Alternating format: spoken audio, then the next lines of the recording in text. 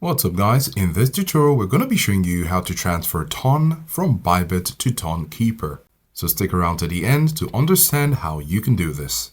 The first thing we'll need to do is to open our Tonkeeper in order to get our crypto address. We're going to select Ton and then we're going to go to Receive. Here you have your QR code and your written crypto address for Toncoin. We're going to tap on Copy so we can have the address. Also remember, you can only use the Ton network for this address.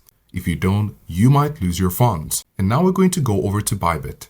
Now here on Bybit, we're going to go over to the bottom right corner where we have assets.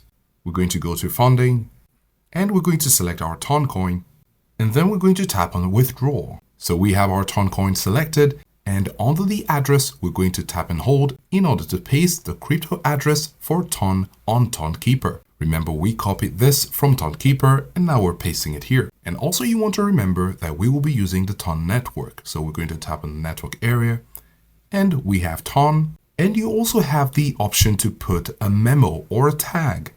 But remember, on the Tonkeeper app, we weren't given any memo or tags. So this is fine to leave it blank. So we're going to leave the tag or memo empty and then we're going to put in the amount.